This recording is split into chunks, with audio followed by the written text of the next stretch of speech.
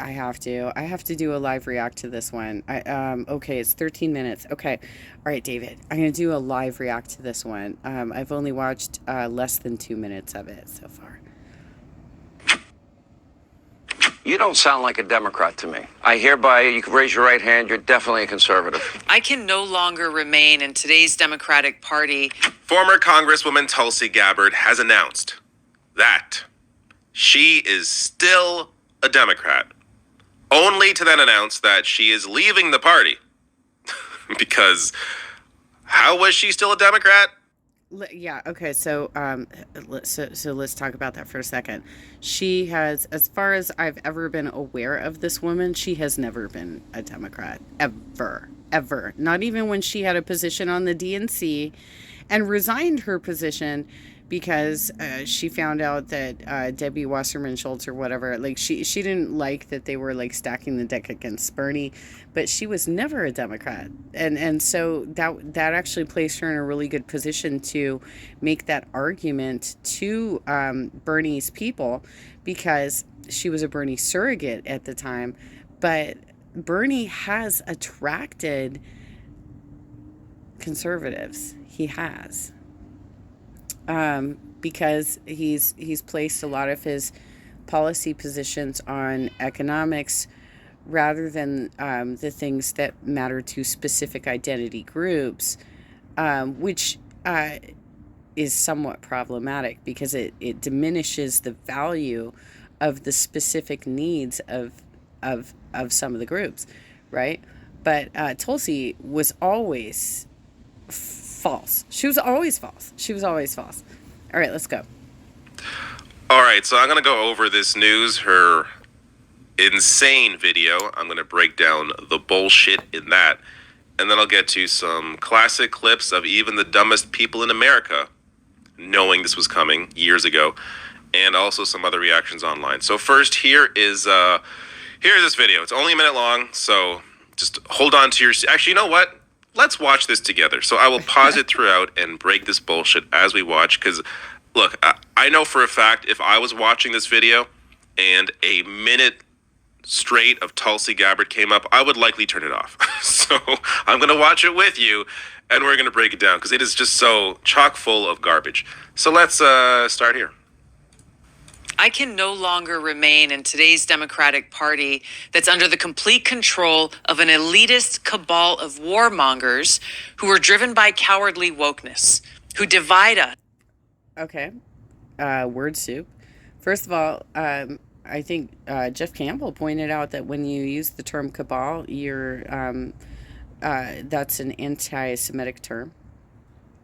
So she's basically implying that we're controlled by Israel, right?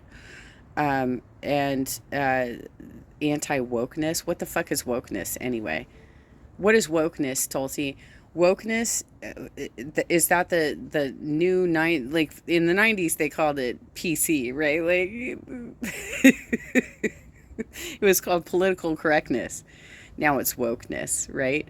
This is a way of trying to demonize anybody who's saying, hey, you know what, you should not be racist, you should not be bigoted, you should not be against women, you shouldn't do these things to these specific groups of people that have specific needs, right? So if you are concerned about specific groups, you are apparently woke, right? If you're concerned about the needs for these specific groups, that they are the only people who face these particular problems, like for instance, men are not going to face the issue of reproductive rights. Nobody except for black people are going to face the issues with the police and getting and the racism around that. Nobody except for the Latino community are going to face similar issues to that, but also the immigration issues, like the anti-immigration issues and stuff. There's every group has their own individual needs. And so if you look at these groups individually and say, okay, we need to consider how to legislate in such a way that they are protected and they're not attacked by the larger pack of wolves, we're woke. I guess we're woke. then, right? This is so crazy. And the fact that Karen Brunell brought her into the caucus and tried to pass her off as a progressive, can't even with you guys. The LA crowd totally tried to pass her off as a progressive. And the Veterans Caucus, which is fairly progressive, also tried to pass her off as a progressive. And I can't even, you guys. By racializing every issue. Hold on. Elitist cabal of warmongers driven by wokeness, because we all know wokeness is all about bombing the shit out of people. Okay, so the warmongers. Let's break this down shortly, and then we'll get to the rest of this garbage. So this is defense spending by administration. You can see here, basically evenly matched. Democrats and Republicans, big fans of the military-industrial complex. The left are the only ones trying to get out from under this. And then, there's maybe Rand Paul occasionally, but he's also very hypocritical. But there's only a contingent within the Democratic Party. No, but David, it's an anti-Semitic reference. That's why she used the word cabal. Like the Squad, like Bernie Sanders, that are trying to stop this kind of crazy spending on defense. Then we go to, here we go. Trump revokes Obama rule on reporting drone strike deaths back in 2019. So this is supposed to be the anti-war party, right? If she's leaving the Democratic Party, this must be better. Civilian deaths in U.S. wars are skyrocketing under Trump. So this is from The Intercept. Again, I link to everything below the video. You can read through this, check out the stats, check out their data, but you can do your own research. This is fact. U.S. military strikes fell 54% in Biden's first year compared to Trump's last. So even though under Obama, drone strikes at an all-time high, Trump took over, got even worse. In fact, much worse. And then Biden and Trump erased the ability to properly, or for them to publicly announce the deaths. And then Biden took over and drone strikes fell. But no, these are the real warmongers. How about both of them are a little too pro-war, but clearly Republican? Again, like I said, these are anti-Semites. And that's where they're going with it, is that there are lizard people controlling the world, and that Israel has complete control of the U.S. This is the anti-Semitic version of the GOP. And literally, they are the conspiracy theory QAnon side of the fucking party. Republicans are worse, but we'll get to the other information here. Let's get through this trash. And stoking anti-white racism. Okay, I'm sorry. I know, right? Anti-white racism. Oh my God, even. Give me a goddamn break. Okay, let's see what David has to say about that. Anti-white racism. Okay, quickly here on this bullshit. This is from The Atlantic, and by the way, a lot of reading on this, but I'll just do this short paragraph here to help explain.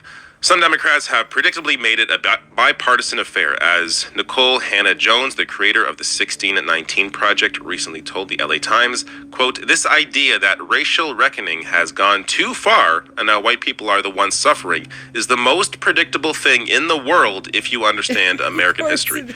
So centrists told abolitionists that they'd gone too far and provoked the backlash, causing southern states secession. Centrists told King and other civil rights activists that they'd gone too far and provoked the backlash, causing Democrats to lose elections in 66 and 68. And some centrist Democrats today say woke politics have gone too far and provoked the woke lash. So tell me who was on the right side of history here. This idea of anti-white racism is so goddamn stupid that it hopefully doesn't need explaining. But if you want some historical context here, it gives you an idea that this is a constant theme of, the centrists here, they're calling out centrists, but of course during the time, the right conservatives were much worse on all of these issues. But continuing on. Actively work to undermine our God. Well, I think the larger question would be, who the fuck is paying her to do this bullshit? Because clearly she's been a mole the entire time. Like she was involved in both elections to fuck over Bernie's campaign. And this is a problem for if Bernie runs again, which he very well might, because he's stepped up his social media game, and so he's kind of indicating that he's thinking about doing another run. But if he does, and he hires the same people, and he has the same surrogates, we're going to have a real problem. Because when people like Tulsi Gabbard can slip in there, this is a problem. And David, I know you're friends with Nomiki too. She's a problem as well. There are a lot of problem people who surrounded Bernie. A lot of problem people who surrounded Bernie and made it impossible for us to get him elected. And Tulsi is just one of them. God-given freedoms that are enshrined in our Constitution, who are hostile to people of faith and spirituality, who demonize the police but protect criminals at the expense of law-abiding Americans, who believe in open borders, who weaponize the national security state to go after their political opponents, and above all... David, you gotta see this. You have to be making the connections here that she's reading a script and she's doing the same bullshit that Nomiki Coates did in December of last year when she read a pitch for Fox News. It's the same exact bullshit. Tulsi is right now reading off a litany of GOP talking points. Nomiki did the same thing in December. Y'all need to really take a look at the people around you and realize that some of them are fucking moles. Who are dragging us ever closer to nuclear war. Also notice there are no examples of anything here. Just throwing out claims, not backing anything up, and the idea that the Republican Party is innocent in any of this is absurd. And I'm going to get to, might as well mention it now. She mentioned elites at some point. Here's a little bit on the elites. So Trump spawned a new group of mega donors who now hold sway over the GOP's future. U.S. Republicans block bills seeking to end dark money in politics. That was this year. In fact, just last month. And, how'd this get in here? Tulsi Gabbard, amid Hillary Clinton tussle, hits Wall Street fat cat syndicate. This is the person calling out elites? In fact, to go on to right here, this is a great line.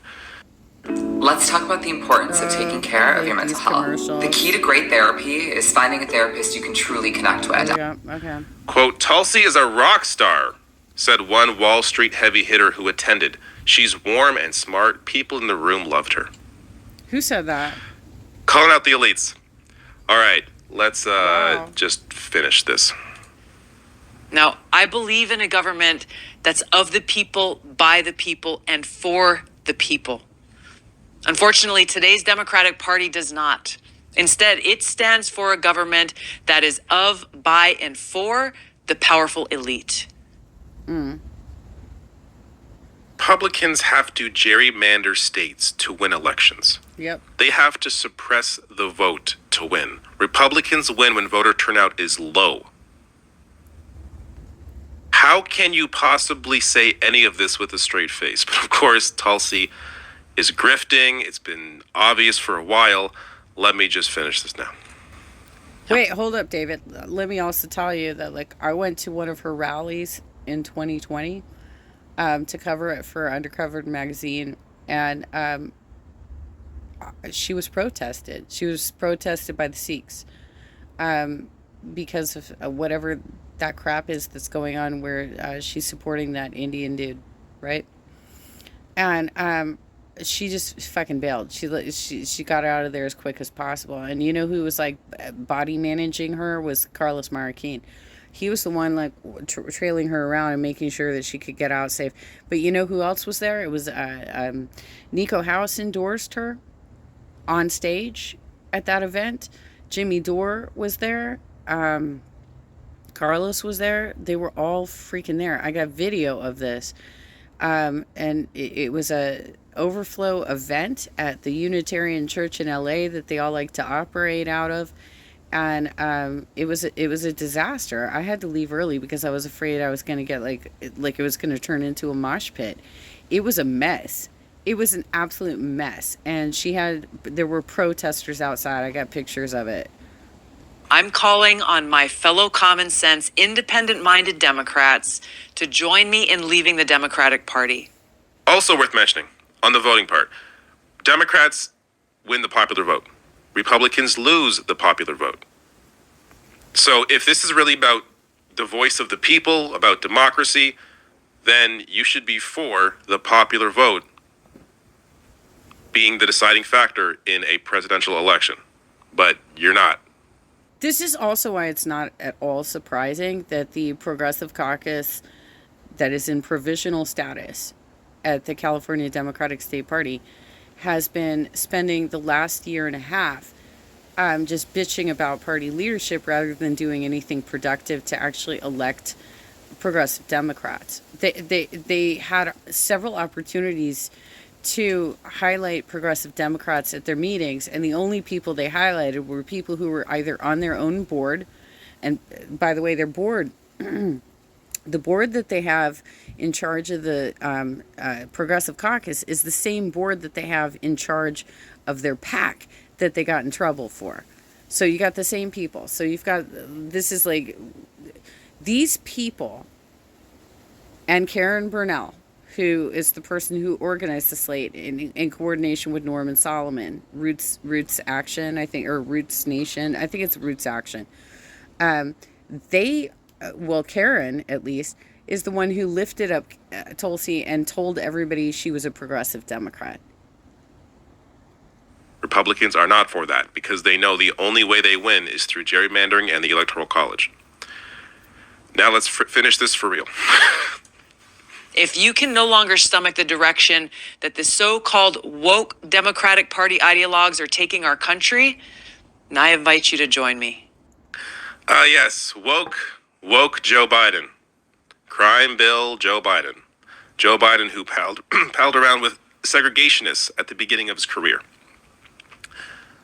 The Democratic Party picked the most conservative option they had. And you still have clowns like this attempting to grift, claiming the Democrats have gone too far left. Too woke. It is so insane and an obvious lie. Oh, David, go further. Go further. Also talk about how he's the grandpa who inappropriately touches children and women. Because that happens too. Like, he is everything that we need to retire. Like, everything that we need to retire. And yet, she's making him out to be like the biggest hippie on the planet. This is hilarious that this is what they do, though. This is the GOP is incapable of winning anything without lying. Now, let's go through some reactions here. Parker Malloy on Twitter. This is funny. That face when your primary driver in life is trolling. So apparently Tulsi announced this today on National Coming Out Day. Oh, God. On National Coming Out Day, she comes out as no longer a Democrat. Here. Well, you know, she has been trying to mirror J.K. Rowling for a long time, right? Like, she's got her anti-trans stuff going on. She has a long history of being bigoted against the LGBTQIA community. Like, this is not a surprise, right? She is on Sean Hannity's show. This is back a year ago. Check this out. You don't sound like a Democrat to me. I hereby, you can raise your right hand, you're definitely a conservative. So, anyway. Always a pleasure, Sean. Yeah. Even Sean Hannity could tell that she was full of shit. Oh, dude, you don't even need to pull up Sean Hannity. She literally had such a relationship there with Tucker Carlson that I felt like Tucker Carlson had like a major ass crush on her. Like, every time she showed up on his show, he was just googly eyed. Come on now. One of the dumbest men in media, Sean Hannity. So clearly you're not a Democrat, considering you're agreeing with everything I'm saying. Every right-wing position, and then going on to host Tucker Carlson's show, which is not yet this clip. So here is, this is after initially supporting an impeachment inquiry last month. Tulsi Gabbard has now changed her tune, criticizing the current investigation while on Hannity tonight. So Tulsi flipped. No, let's not forget her vote. Present. on Trump's impeachment. That was in 2019. Another indication that she was planning this eventual move. Then, on her way to Congress, her last action was to sponsor an anti-trans bill. Again, obviously signifying where she was going. And then saying, I'll get to this clip, saying even more, FBI raid in Mar-a-Lago, a blatant abuse of power. Yes, of course. Yes. Trump breaking the law, stealing classified documents. If, I don't know, let's say Hillary was president and Hillary did that. You think Tulsi would be on Fox News defending Hillary Clinton? Get the F out of here. Right. No, by the way, I would not be defending Hillary. Nobody that actually covers this stuff honestly would be defending this action. But here is this clown defending it. And just so happens, that same day, August 10th, oh, what's this? Announces that she's going to be hosting Tucker's show that night. Don't make plans for Friday night. You're going to be hosting Tucker, so 8 o'clock Eastern time. That's what I hear. Yes? No, you can't get out of it. You're going to be here. You can't get out of it. You're going to be here because we're giving you a ton of cash. On that point, Leo Terrell, Tulsi Gabbard, has left the Democratic Party. I left in 2020. Smart move, Tulsi Gabbard. He left in 2020. And then just so happens, at the beginning of the next year, joins Fox News Media. I'm going to get to... Seriously, David, that's exactly why you gotta look at, like, everybody you know who goes on Fox News. They're all getting fucking deals, okay? Every one of them is getting auditioned for something. Like Jackson Hinkle went on there, Ryan Skolnick, Lauren Steiner, like all of these, Nomiki Cones, all of these people who are getting opportunities to go on Fox News are getting auditioned for whether or not they can become Fox News personalities. And so the fact that you supported Nomiki and Jeff supported Nomiki is a fucking problem, because she is literally trying to make the same sort of deals. You need to be aware of this. I think maybe Tulsi's next steps are, first here, credit to Anna Kasparian, who called this out years ago before the vast majority of people, joking here, who could have seen this coming like 5 years ago, going on to say, I'll never forget how she demanded that I be excluded from interviewing her after she realized I looked into her congressional record and wanted to ask about it. On top of being a bad liar, she's also a coward. So that was during the 2020 primary. Tulsi. Keep in mind also that like Jackson got discovered after he did a photo shoot with Tulsi Gabbard in front of San Onofre while they were surfing together. He refused to be interviewed by Anna Kasparian. And last comment here from Evan. Credit to Evan on Twitter, because I was struggling with whether or not to cover this, because Tulsi is clearly grifting. You know, this is the issue I have with people like this, is do I give them the attention they desire so badly? Like, I didn't cover the Kanye or Candace Owens recent garbage, because, again, they're doing it for attention. But here, Evan makes a good point, saying she's irrelevant now, but she won't be irrelevant when she's giving the RNC 2024 keynote address and or when she's the Republican VP nominee with Trump or DeSantis. So she's... Well, also, I want you to consider all of the people in LA who lifted her up, because they have a lot of influence over national progressive political messaging. So, Feel the Burn Club LA, Michelle Michelson, she was involved in the Tulsi Gabbard visit. Carlos Marroquin was involved. Michelle Manos was involved. Lauren Steiner was involved. There was a lot of people involved in that visit, and she was already well established as a conservative figure at that point, and that was 2020. It's worth discussing, even if it's a lot of speculation. I think he is bang on, and I do completely agree with her plan here. I think this is what she ultimately wants to do. She wants to try and be the VP. It would... Think of it in terms of the politics of it, from Trump or DeSantis, their perspective. Here you have, as a VP, a former Democrat reaching across the aisle to a former Democrat. Hey, be my VP, and then we'll fool enough people into thinking. Yeah, but you know, that's the same bullshit she tried with Biden, right? She tried to do the same bullshit during the 2020 election cycle with Biden as well. She tried to get in there as his VP. And she's obviously a terrible negotiator because she keeps thinking like she's going to throw shit out and that people will just jump on it.